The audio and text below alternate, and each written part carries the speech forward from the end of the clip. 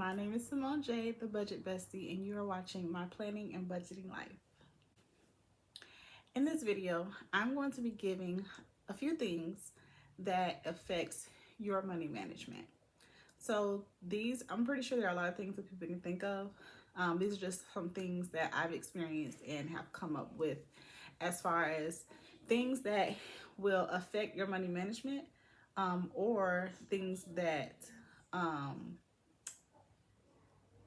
are affected by your management.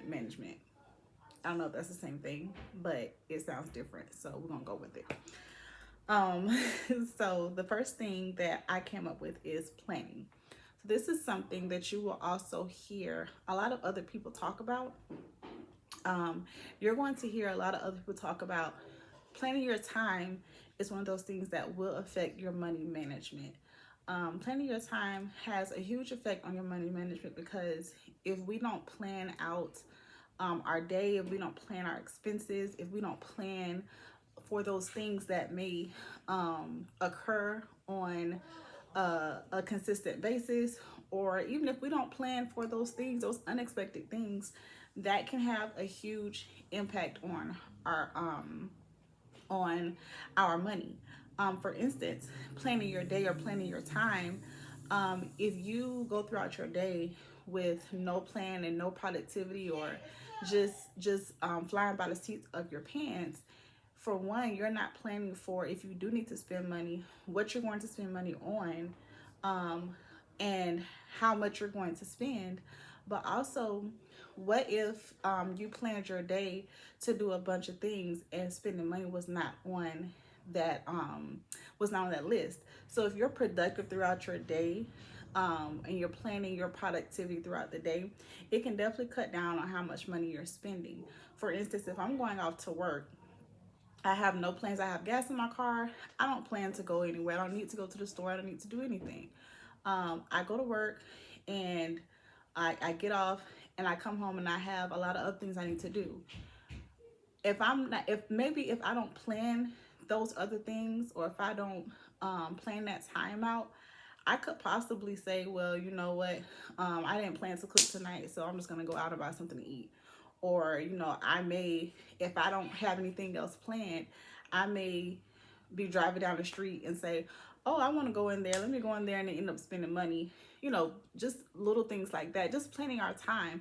However, if I'm getting off work and I have my day planned out of what I'm going to do when I get off, I don't have time to stop by a store and spend money. I don't have time to do anything else that costs me to go into my pocket or my bank account.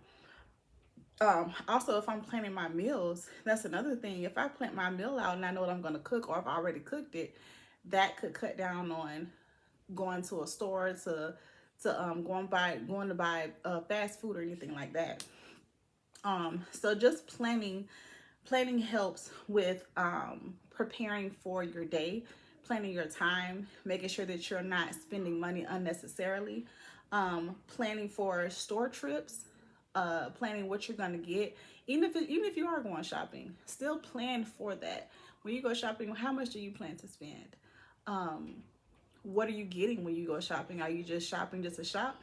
And that's okay. If you just say, well, you know what, I want to go and do a shopping spree, plan your shopping spree. Put that on your calendar. What day are you going? How much do you want to allocate for your shopping spree? That will help on not overspending when you do your shopping spree. So that's just like planning those things. It helps for those upcoming expenses.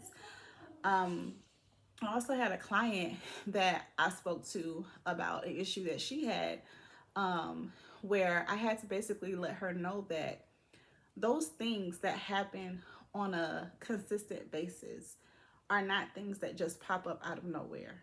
If we don't have anything planned, or if we don't plan for those things that come up, those monthly things, those quarterly things, those yearly things, we are more prone to end up overspending and going over our budget and spending more money than we have. Planning our time, planning our budgets, planning our money gives us control over what we pay for and what we don't pay for. And if we don't plan for those upcoming expenses, Things that you know that you do every single year, or every single month, or every single week should not surprise you when it comes up. Even if there's a change in how much it costs, we still should be planning for it. If there's a change in something, how much something costs, you should still be prepared, because the way you're going to get prepared is, you know ahead of time that this thing is coming up and I'm going to have to pay it. So you start to plan for it by putting it in your budget. But I'm pretty sure ahead of time you're going to begin to ask about that thing. If you're planning for it, you're going to know that this price has changed, and that gives you the ability to say, well, I'm not going to pay for it, or I have it to pay for it. But planning for it and making sure that it's not one of those things that you say, oh, I had an unexpected expense come up. It's not an unexpected expense. You do this every single year. You do this every single month. You do it every single week. It's not unexpected. You just didn't properly plan for it. Things like Christmas. Christmas is every single year. When Christmas comes, we shouldn't be waiting until October or November or September, however, to start planning to buy gifts. You know you're going to buy gifts to your family. You know you're going to buy gifts for your kids. How about taking time to say, first of all, can I afford Christmas this year? Do I have the money to go Christmas shopping this year? If you can't start planning ahead of time for Christmas, you most likely probably don't need to be buying Christmas gifts, because you shouldn't be going over your budget or going into too much debt buying Christmas gifts. So planning for Christmas is a really good idea, so that you're prepared and you're not putting yourself in a bigger hole after Christmas is gone. Appointments, paying for appointments. Usually when you have an appointment, you have to book it ahead of time. So you know this appointment is coming up. You have an idea that you may be paying for it. There's something you have to pay for. You have to plan for that. Birthdays, special holidays, events, different responsibilities, which is what I just talked about, and bills. All these things are things that you know are coming up. So it's a good idea to go ahead and just start planning for those things. I recommend starting at the beginning of the year of things that you already know you're going to have to do. Go ahead and write down those things that you know you have to do, and then throughout the year, those things that you book throughout the year, you plan for those ahead of time. But we don't have to overspend on things because we're not properly managing our time and we're not properly managing our money. The second thing that will affect your money management is our health. How we take care of ourselves, or how we're not taking care of ourselves. Not taking care of ourselves is a really bad habit. I have a huge bad habit of not fully taking care of myself. I try to make sure I get my regular workouts in. I try to make sure I'm watching what I'm eating. Does that always happen? No, it doesn't. But I have seen firsthand how my health affects my money. You typically have less money, and this may not be true for everybody, but typically you will have less money to manage or to put in other places if all of your money is going to a doctor all the time. Some people can't help it, but going to a doctor all the time, paying for about a lot of different medications, or going to dental appointments all the time because we don't take care of our teeth. That's something I've definitely been trying to do a lot better at, taking care of my teeth, because I have seen firsthand and witnessed firsthand how much money it costs to stay healthy. And it's very expensive. Taking care of your body is about as expensive as taking care of a car. We hear that analogy all the time, that your body and your car are two of the things that has to have a constant maintenance on it. We can't just take care of our outside, bathing ourselves and putting on makeup or whatever the case may be, but taking care of our health, being watchful of those things that's happening on the inside that affects our daily living. Going to doctor's appointments. Sometimes that costs, depending on your insurance. You may have to pay for doctor visits. those medications that they prescribe us for those serious physical things that are going on. That stuff, depending on your medication, depending on your insurance, that stuff costs money. um, Not eating the right things, and so our teeth are deteriorating and our gums are deteriorating. Going to the dentist, even something as small as just getting a cavity filled, y'all, it's expensive. It is expensive. And so that is something that has been weighing very heavily on me, that if we keep not taking care of our bodies, we're going to dish out more money for our health, and that's going to mean less money is going towards other places, like living our life and doing what we want to do, or purchasing a home, or just getting those things that we want, or saving money, or saving for investment and wealth, and trying to build wealth. And trying to build wealth, and you're not taking care of yourself, who knows if you'll be alive long enough to build the wealth, because you're not taking care of yourself. So that's definitely another thing that can affect our money management, health, but it can also affect our building of wealth and investing in things like that. We have to be able to take care of ourselves, and we want to be here to build the wealth. So that's just another reason to work on being more healthy. The third thing that affects our money management is our emotions. So there are a lot of different type of emotions that can affect our money management. So one of those things is guilt. Feeling guilty about something that maybe you've done to somebody, or maybe you didn't do and you were supposed to do. Um, letting Allowing someone to cause you to feel that guilt, especially as parents. A lot of times we do feel a little guilty about things that's concerning our kids. um and so we try to make it up by buying things or doing certain things that will cost us a lot of money. um but sometimes that may make them feel good for the moment, or maybe give them a temporary satisfaction, but it's not going to fix everything. Sometimes it's the answer to it is not um, going overspending or going over your budget. Sometimes the answer to feeling guilty about something with your kids is sitting down and talking to them and changing our habits and things that we've done or said to them that made them feel the way they do and is causing us to feel guilty. But we shouldn't let guilt cause us to overspend, whether it be with our kids, whether it be with anything or anybody, and cause us to go outside of our budget. Um, People pleasing, trying to please everybody. You can't please everybody. I tell my mom all the time, it doesn't matter what you do to try to please other people. There are some people, all people, you really will never be good enough for anybody.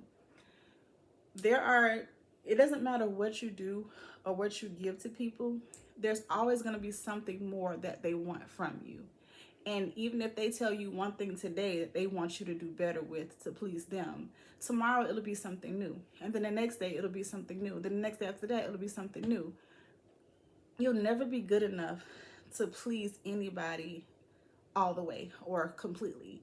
They're always going to want something new from you. There's always going to be something that they feel like they want you to change. And so you can't cause that to affect your money management.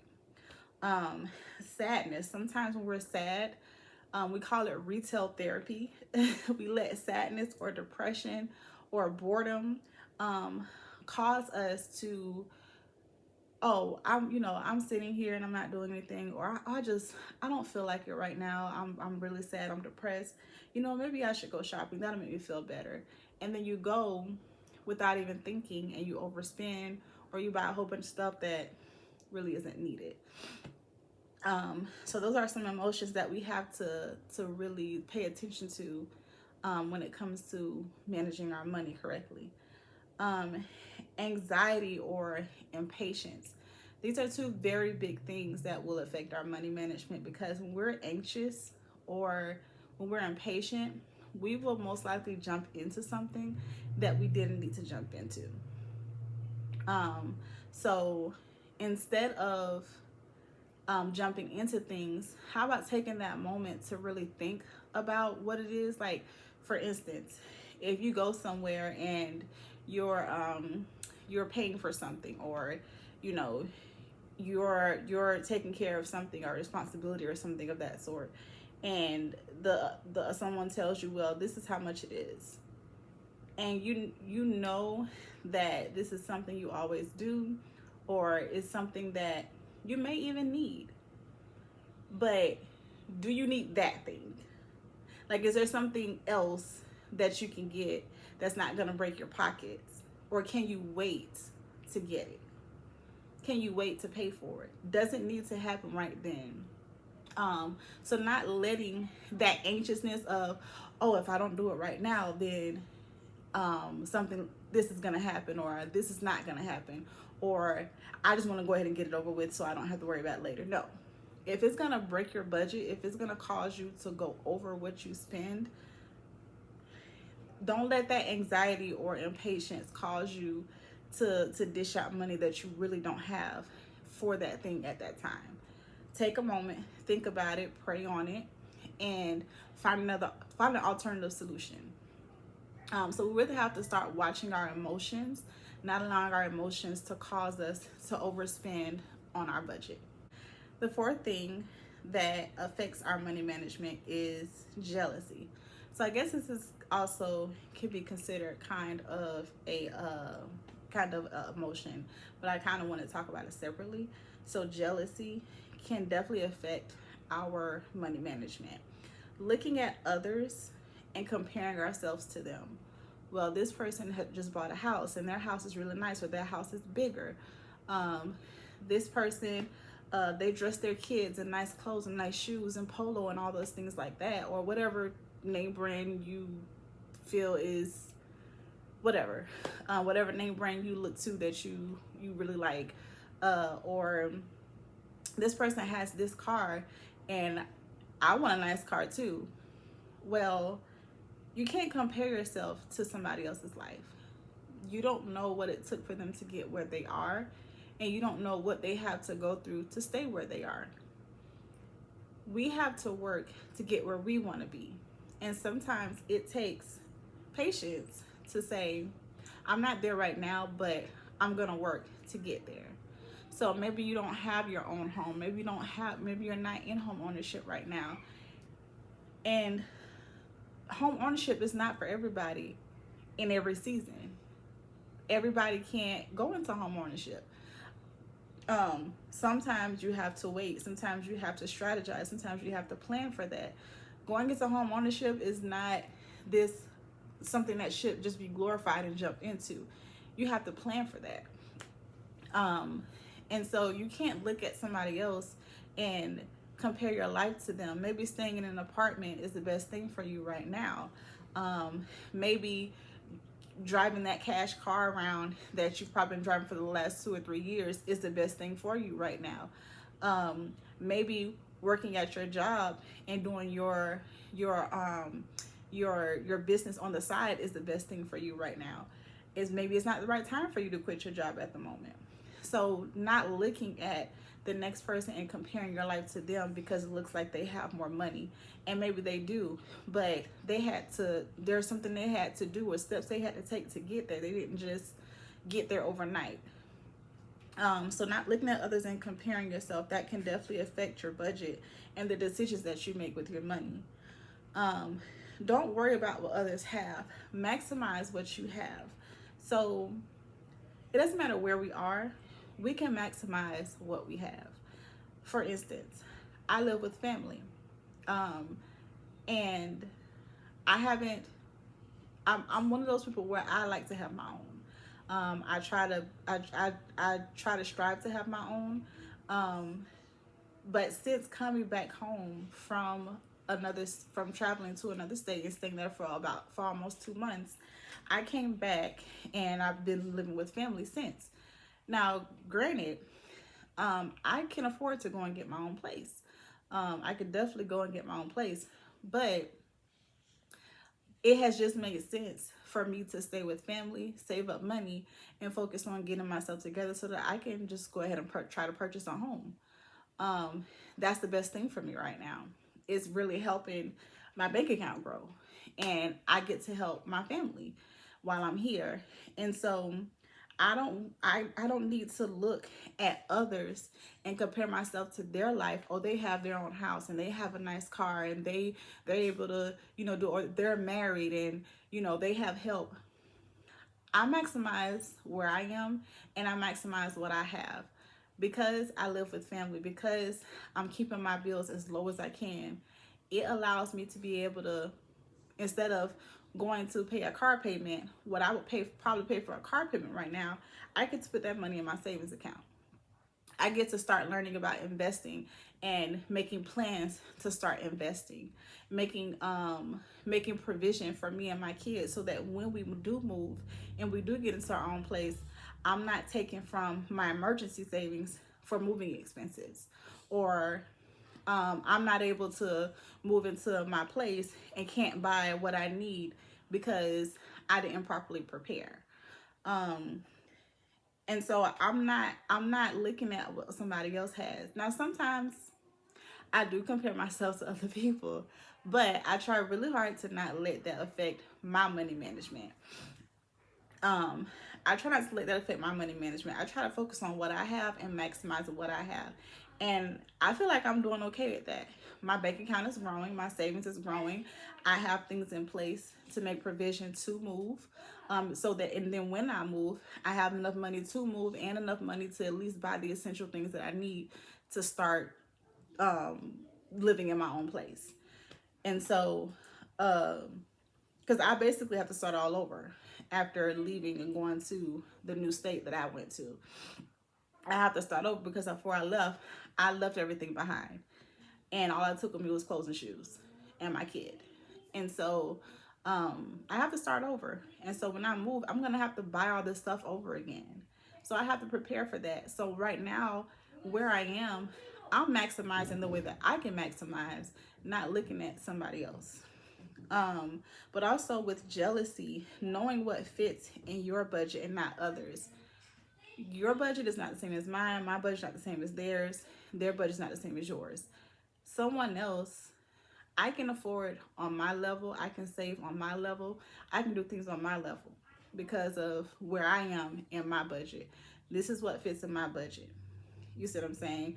I can go, if I want to go to a nice restaurant or a 5-star restaurant, or really, just like luxury restaurant, I can probably do that. Can I do it all the time? No, I cannot. I would have to plan for it, and then I can do it. Whereas there are some other people who they're a lot more well off than I am. They can go to a luxury restaurant every week, some every night, sometimes every meal of the day they can eat out. That's not my budget. Some people have money to where they don't even have to make. They don't. I feel like everybody should have a budget, but some people have so much money coming into their account every day they don't have to make a budget. They can spend money and never have to look into their account. You probably should, but they can spend money, not have to look into their account to see how much they have before they swipe their card again. That's not my budget. I gotta keep count of what I have left before I spend money again, and I have to make different things. I have to do different things to make sure I'm not spending money I don't have. And so, looking, making sure that you know what fits your budget and not others. Don't look at somebody else's budget. Determine what fits in yours. Everyone who looks like money don't have it. So, looking at others and thinking, "Oh, they must be doing really good." Honestly, some people are just very flashy. And they want to look flashy and they want attention and they want to look like they have a lot of money. Or maybe you have some people who they they talk about entrepreneurship, and so they try to look like their business is just doing so well when really it's really not. This is why we can't compare ourselves to others. And I'm not trying to put anybody down or saying it to put anybody down. If that's how they want to live, that's how they want to live. But if you're focused on trying to get yourself together, don't have the mindset of everybody else is doing better than you, because some people are actually not. While you don't have, they may have more debt than you, they may have more, they may have less self-control than you. They look like they have money, but really the tag is still on the thing and they're going to go and try to return it in a week. Uh, Whatever the case may be, everybody that looks like they have it really don't have it. And I rather look like I don't have it and have it. Okay. So jealousy, it does not positively impact your money management. So I'm reading my notes off my phone, but there's one thing I did want to go ahead and fit in before I forget about it. This thing is called organization. Organization is vital to being able to manage your money. If you're not organized, and this can kind of go also with planning, if we're not organized with how we do things, if we're not organized or we're all over the place, that will cause us to spend more money than what we have. That's why you see a lot of people do these cash stuffing videos. Cash stuffing videos help us to be a little bit more organized in our money. And so now we can see what we're spending and where we're spending it. Writing down your expenses. That's a part of organization so that you can see where your money went. But also organizing other parts of your life too, organizing your time. A lot of people talk about how it can impact your money just getting up in the morning and making your bed. Um, I don't really know how to explain that, but I kind of see what they're talking about when they say that. Um, but just being organized, organizing our lives, organizing our day, organizing our money can definitely impact our money management. The sixth thing that is impacted or can impact our money management are relationships, marriage. So if you're dating, if you're single and you know that you go out on dates, that can definitely impact your money management. If you're someone who you're just dating just to date and you're dating anybody, or you're desperate for the need to be in a relationship, you don't have your money together, maybe you're not working at the moment, whatever the case may be, this will negatively impact your money management. First of all, a lot of people don't even like to date when they don't have their money together. And I'm not saying that you have to be making a lot of money. Um, if you can date and you don't have the perfect job or you don't have a lot of money sitting in the bank, if you can still manage to date, hey, by all means, go ahead and do that. But you can still do everything else, like save money and do these other things. Everybody don't start off like that. And I have seen some really good relationships come out of, hey, I don't have it right now, but at some point I will. And they ride it out and they start doing better later on. If that's your story, that's your story. But don't let it negatively impact your money by not being responsible with how you date with your money. So making sure that you're organized with your money, so that when you go on these dates, that you're making a budget for dates. Do you make a budget for your dates? Do you know how much you want to spend? Do you know what's in your budget? So if you go out with someone, do you know what's in your budget of where you can go and what you can do? If it's not in your budget to take this person or to go out with this person to a luxury restaurant, don't do that. Don't try to make yourself look more than what you are. Show this person the real you so that they know what they're getting into, and so that you're not trying to one up them, and then every time you go out you have to do better than what you did the last time. That's another thing. Start small on the first date. Start small on the first date. Don't go to this place where you spend hundreds of dollars and now the next time you go on a date, that other person is going to be expecting you to do a little bit more. Start small so you can work it up. But having a budget for your dates. And then if you know that you want to start, maybe you're not dating right now, but you want to start dating again at some point, start preparing for that. Start preparing to start dating and start having that money set aside. And I'm saying this, and I'm not saying this in a way where I'm just talking to men, because some women, they don't mind doing things for the person they're dating, and maybe they want to make plans to do something for that person. So I'm talking in general. But yeah, have a budget for your dating life. and be organized with the dates and how you spend on these dates. Friends and family who don't support or respect your budget journey. So, a lot of us grew up not even knowing anything about money because it's just not what we were taught. Um, if you have friends and family who, when you say, "Hey, I can't go there. I'm not going. I don't have the money for it." If they say something to put you down or whatever the case may be, they say sometimes you may have the money, but it's in your savings and you're not pulling it out. Sometimes your family may look at you, your friends may look at you like you do got the money. They don't respect your budgeting journey. They don't expect the financial journey that you're on. They don't understand that you're not trying to eat your seed. You're not trying to spend everything you have. You're actually trying to save and prepare for the future. Sometimes you have to separate yourself, even if it's just for a season, from those people until you've gotten to a place where you can say yes to more things, because they're not going to help you get to where you're trying to go in your financial journey. So sometimes it's just like, let me separate myself so that I can focus on what I'm doing so I can get where I want to be.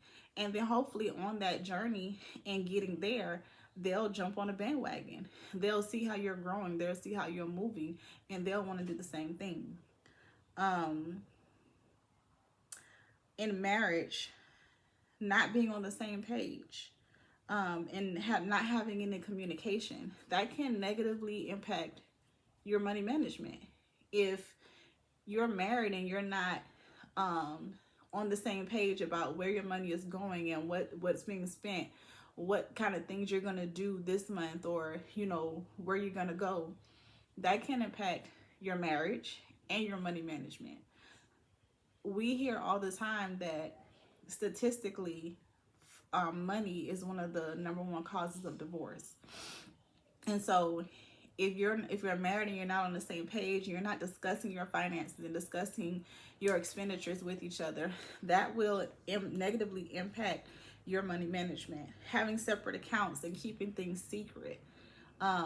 Sometimes some people have all their accounts joint together. Some people have joint accounts and they have separate accounts. I personally, when I get married again, would prefer for me and my spouse to have all our accounts together. Um, but maybe sometimes having separate accounts works for you. I don't know. I don't know. But sometimes it works for you. But don't be that married couple where you have separate accounts and you don't know what's going on with your spouse's account. We should still know what's going on with each other's account. We should still know how much money are in each other's accounts. And honestly, we should have accounts together, because what if something happens to me, or what if something happens to you? How am I going to go into your account? I work for a bank, y'all. I see stuff every day. And it's scary because I see it on both ends. I see it on the end where it's like, oh my God, what if something happens to your spouse? We have people who try to come in and do stuff on their spouse's account, but their name is not on their spouse's account. I can't give you no information on this person's account. I don't care if y'all are married. You can bring in every marriage certificate you can. You cannot do anything on their account. What if something happens to your spouse, or if something happens to you? How do you what do you do with that? You know. So you should have joint accounts, but we also see it on the other end where it is kind of scary sometimes with some couples, where it having joint accounts, it kind of backfires. But you just have to know what works for you and your spouse, and how you guys can work through that and not have secrets and not have everything separate, because at the end of the day, everybody should know what's going on with the money. Not this person handling everything, but the other person don't know what's going on. It doesn't end well. Um, so that's relationships and marriage is something else that does impact our money management. Another thing that impacts our money management is our self-control. When we don't have self-control, we are more prone to not say no to things that really are not needed. So if we don't have self-control, we will say yes to everything. Yes, I'm gonna go shopping this weekend. Yes, I'm gonna get my hair done again for the second time or the third time this month. Do you really need to change hairstyles that much? I'm just saying. Yes, I'm gonna go get my nails done again, even though I really don't have it. I have I love getting my nails done, but I have reduced myself to one time a month. And if I can't get it done in a month, I won't do it. I'm actually about to go and start doing it myself because I can't with these prices anymore. uh, I don't mind spending money on my nails, but the one thing about my nails is I'm spending a certain amount of money more than what I want to spend, and I'm still not getting the service I want or I need. I'm not paying for this no more. But anyway, that's on another note. Um, saying no to things that are not needed. We don't have to say yes to everything. We can't say yes to everything. If you're not Warren Buffett, or you're not somebody who has money coming into your account every 15 minutes, or whatever the case may be, if you're one of those people who have to look into their account every time they spend to see how much they have left, you probably shouldn't be saying yes to everything. Probably should not say yes to everything. You're gonna have to say no to some things.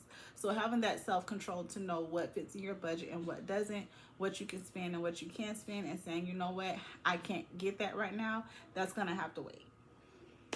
That's self-control. Letting go of the fear of letting go of FOMO, or the fear of missing out. You're Even though you fear missing out on things, you have to think about how it's going to affect you tomorrow or the next week when you have a bill that needs to be paid, or something comes out of the blue, or your car needs a repair or something like that.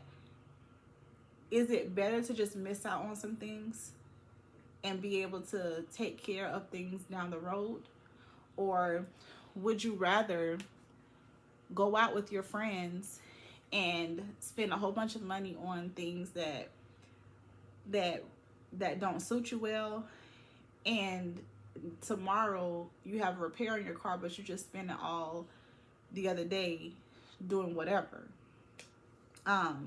So sometimes we just have to miss out on certain things. Going out to eat with family or friends or whatever, that last $30 that you have, and everybody said they were going out to eat, but instead of you saying, I need to keep this $30 for something else, you went and spent it on going out to eat because you didn't want to miss out on going out with your family and friends. Sometimes we just have to miss out on some things in order for us to be okay financially later. Drug habits. Some people have those recreational, I think I'm saying that right, activities that they do, smoking or things of that sort. Sometimes that stuff is expensive, y'all. I don't smoke, but I'm not judging anybody that does. But y'all, that stuff is expensive. I talked to one person who actually, I was helping him, go over his money and go over his budget. And when he told me how much he spends on his smoking habit, I was like, this is why you have to get a loan for $500, because the $500 that you had to take care of what you need to take care of went to your smoking habit. So that is something that is a form of self-control, that if you just say, listen, I don't need to spend this much on smoking, or I don't need to spend anything on smoking. I cannot smoke so that I can save money and have money aside so that I can take care of my responsibilities. Self-control, y'all, will help us to have more money in our pockets. Eating out, the self-control of eating out. Do you have to eat out every single day? Do you have to eat out at work every day? Can you take a lunch to work? Do you have to go out with your friends every time they go out? If you don't have it, you have to have that self-control to say, not this time. maybe next time, but not this time. Drinking, uh, same thing with the smoking habits. Sometimes we have to say, I, I'm good with being sober right now because I can't spend money on drinks today or tonight.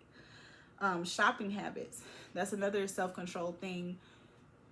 Of course we all need clothes, but if you're a grown adult and you're not constantly changing size every 2 months, do you need clothes every time you get paid? Do you need clothes every week or even every month? I don't shop every month. I don't need to. I don't need clothes that often. And so having that self-control to say, okay, well, I'm not going shopping right now. Maybe I'll go shopping in about 3 months. Or maybe something comes up, like maybe you work a job where you have to go to an office and you need a certain, color or something like that.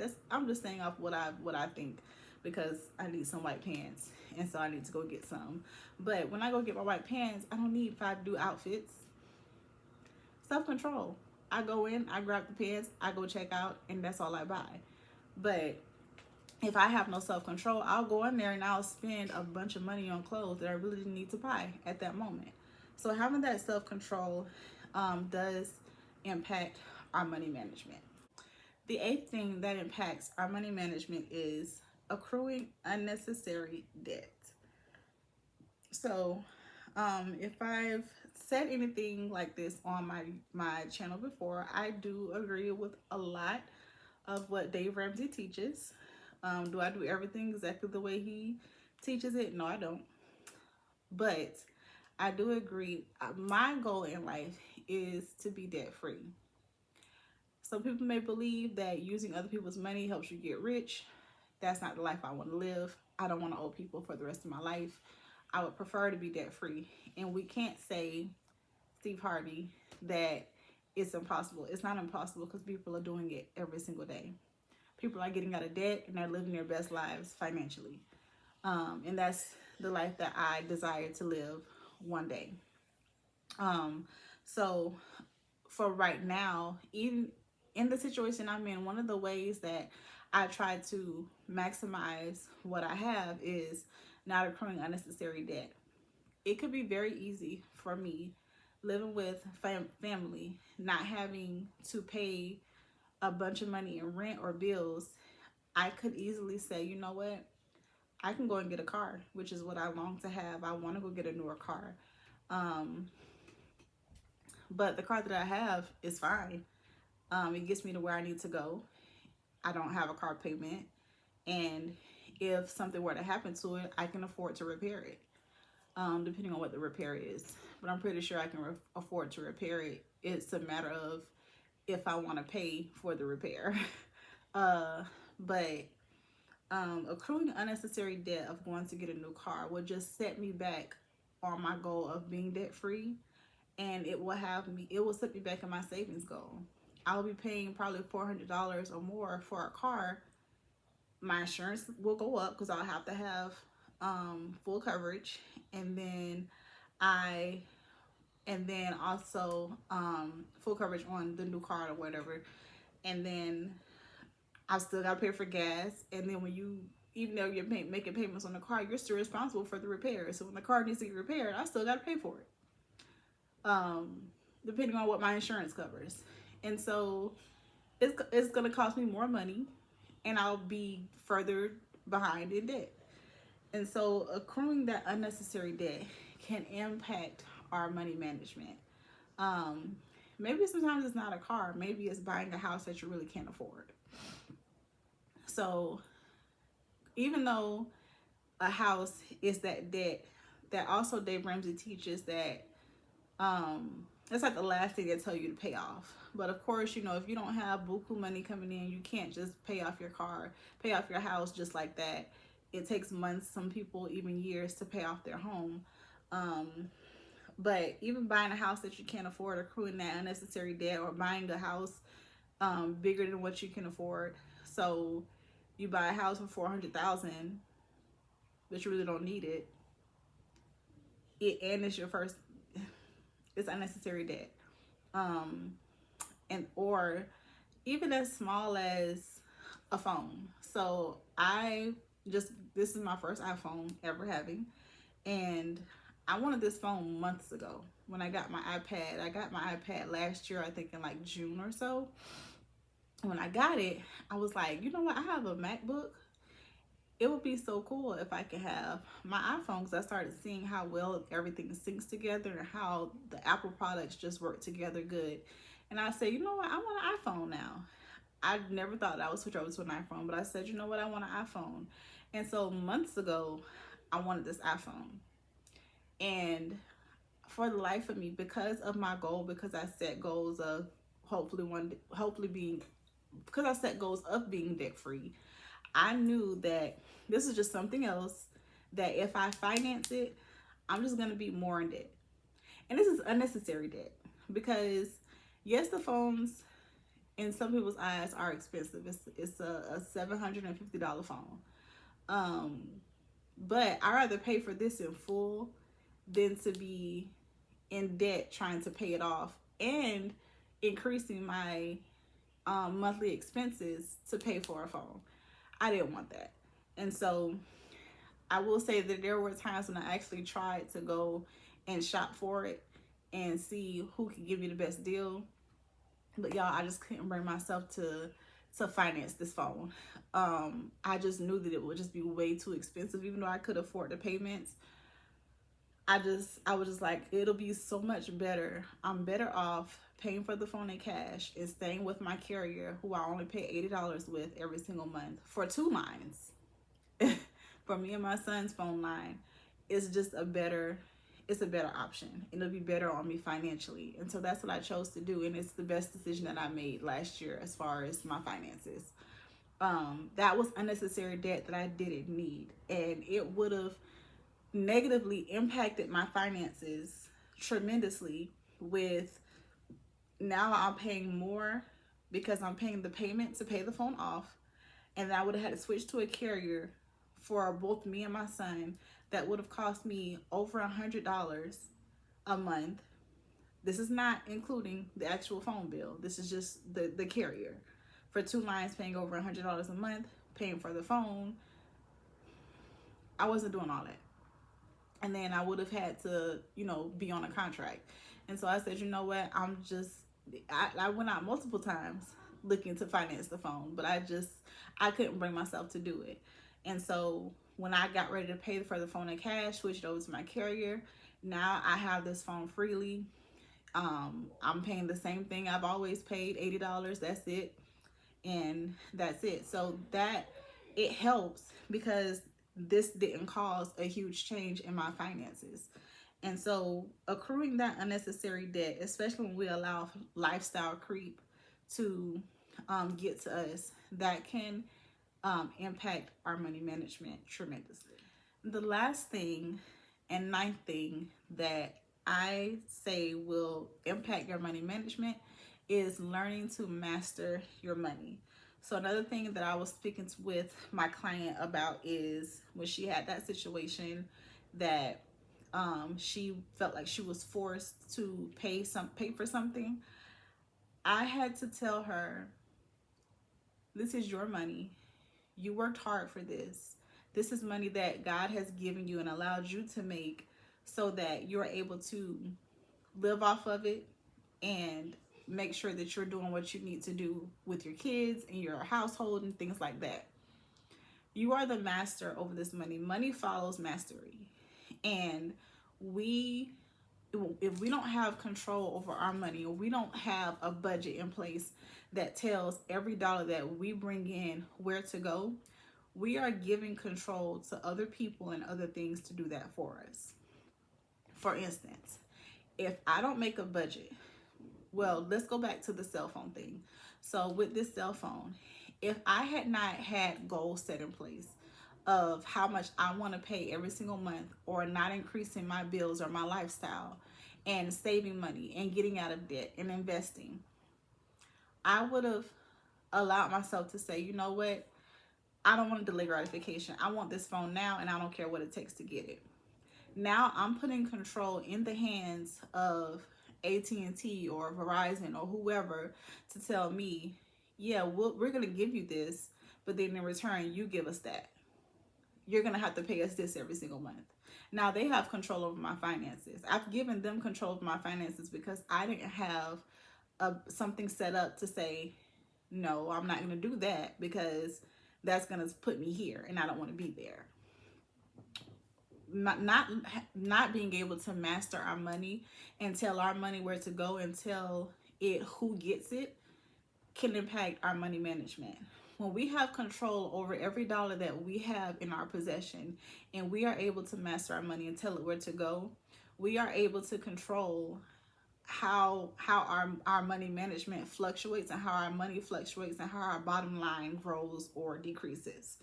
When we don't have a plan of how much we want to spend on our transportation and we go out and we go and finance a car, we've now put control of our finances into the hands of whoever we're financing that car with. Again, I work for a bank and it happens all the time. And we can't go back and say, well, this is my money. No, this portion is not yours. This portion is ours because we gave you this and we want you to pay for it. And now because you have that, so if you go out and you finance a car and you don't make the payment next month or for 3 months in a row, they have the right to either come and get their stuff or do whatever else they can to make sure that you pay for what you have. We can, if I'm financing a car, I can't not make my payments and go and tell the finance company, well, this is my money. Well, no, this $400 is ours. The rest of it is yours. But this part right here is ours because you have a collateral that says that we can take this. Working in a financial institution, when people finance their cars through the bank, it is easier. Sometimes it is better to go through your bank, but if we don't make our payments, we can't tell the bank, you can't take that money out of my account. That's what we think, but they actually can, or they can shut down the account to where you can't even pull money out of it. And that's because you didn't have a plan for your money to be able to tell your money where to go. When you sat down and you signed that contract, you signed over that control for the bank or the financial institution that you borrowed the money from to purchase that car. Now they have control of saying, if you got paid $1,400 this month, your car payment is $400. That $400 is ours. So now you've relinquished control over to that financial institution to tell you where that $400 go, which it goes to them, or you give them back their stuff.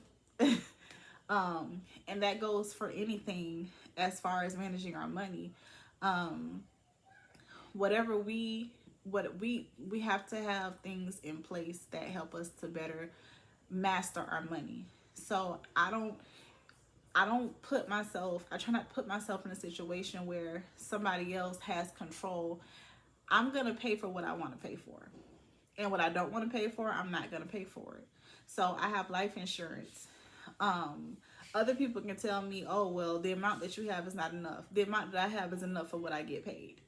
And this is what I'm paying for right now until I can afford to pay for more. Nobody else has control or mastery over the money that I am storing over. And because I get to store it over it, I get to tell it where to go. This amount goes here. This amount goes there. This amount comes back to me and it goes into my savings account.